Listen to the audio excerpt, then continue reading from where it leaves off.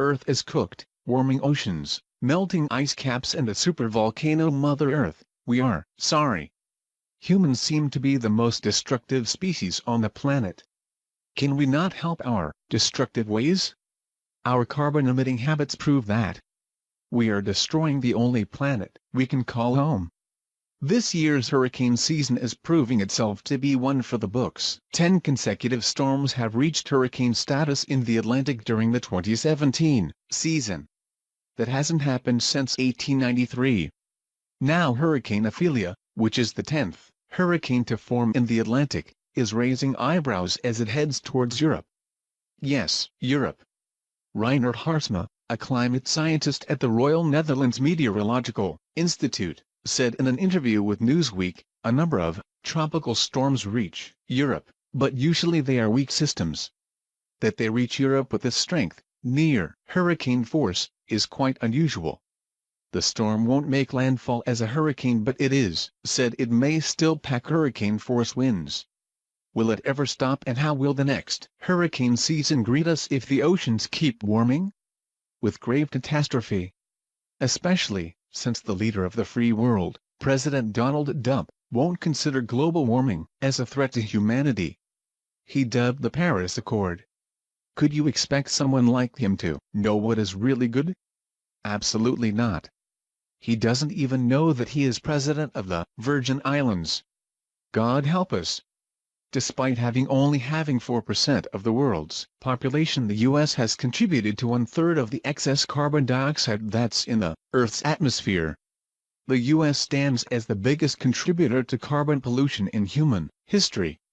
Global warming won't only affect the climate, which will cause drought and longer and more intense heat waves.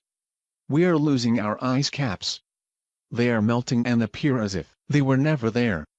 Earth is cooking. The rapid melting this will directly affect our sea levels.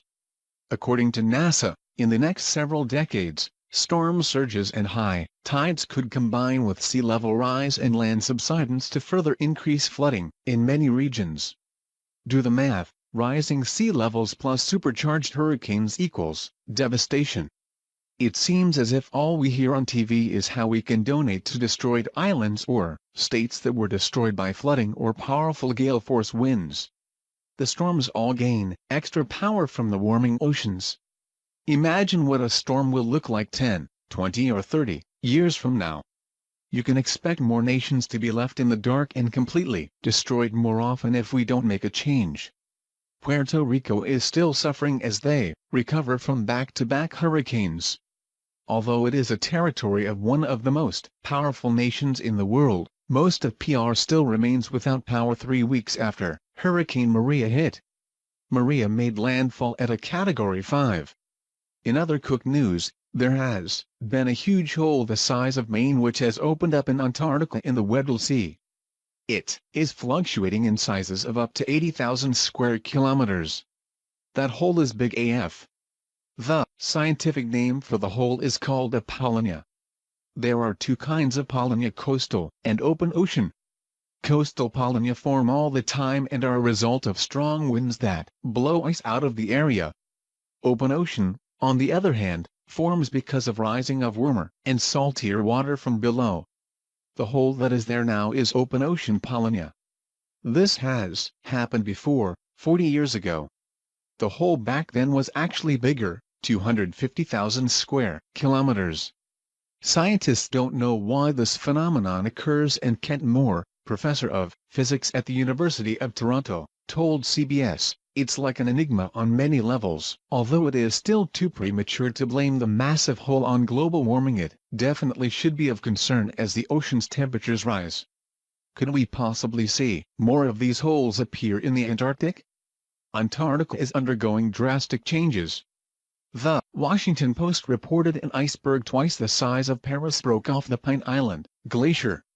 According to a recent study, warming oceans are undermining the importance of the floating ice shelf in West Antarctica. DAMNNN, scientists are shook AF. Moving on to matters that are out of our hands. This cooked situation involves a supervolcano, threatening life as we know it. The supervolcano, which lies secretly under Yellowstone Park, is expected to blow sooner than expected. Researchers believe it could erupt within the next few decades. We weren't supposed to have to worry. Scientists thought we had thousands of years until the next major supervolcanic eruption. Nope, scientists say that there is potential for an eruption as early as the 2030s. The Yellowstone supervolcano had an eruption 631,000 years ago. The magma pocket refilled quicker than expected.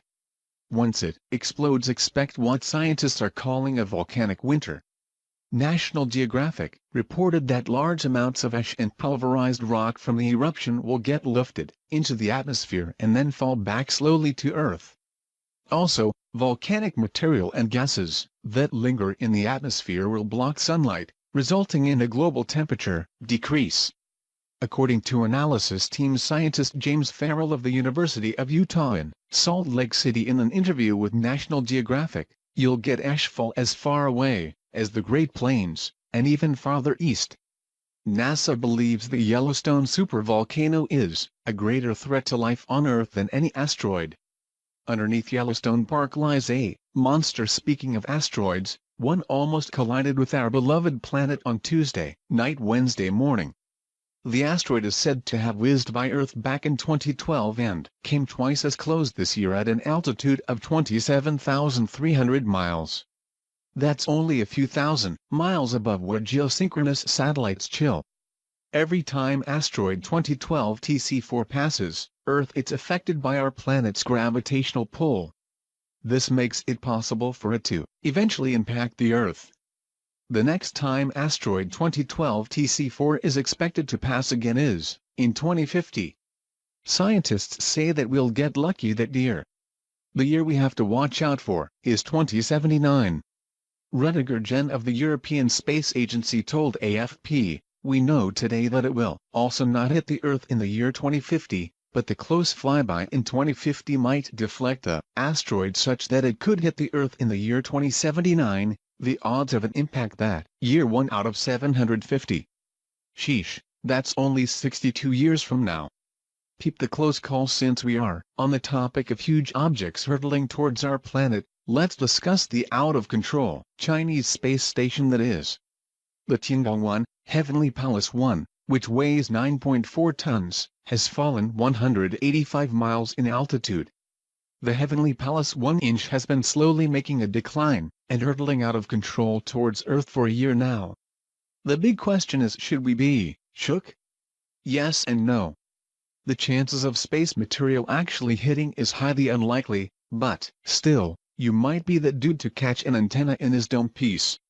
According to astrophysicist Jonathan McDowell, in an interview with The Guardian, chunks weighing more than 200 pounds could make an impact on Earth. Predictions have been made that the space station will crash to Earth somewhere between October 2017 and April 2018. If you're scared, you can track the satellite here. Looking on the bright side of life, scientists have discovered plastic-eating worms that could possibly help save our planet. Wax moth larvae, which are commonly used for fish bait, were found eating plastic. But how? There's a reason why the little buggers are used for fish bait: they drive beekeepers crazy. In the wild, you would find them in a beehive eating away at beeswax. According to The Guardian, a family of them made into Federica Bertoschini's crib. Upon finding them in one of her hives, she put the gang of caterpillars into a plastic bag. The little fuckers ate their way out. "I went back to the room where I had left the worms and I found that they were everywhere," she said. "The bag was full of holes. They are really eating the plastic." Lab tests conducted by the Spanish National Research Council and scientists at Cambridge University proved that 100 worms can devour 92 milligrams of polyethylene in as little as 12 hours. Scientists are now trying to figure out if the worms are eating the plastic to escape or as a source of energy,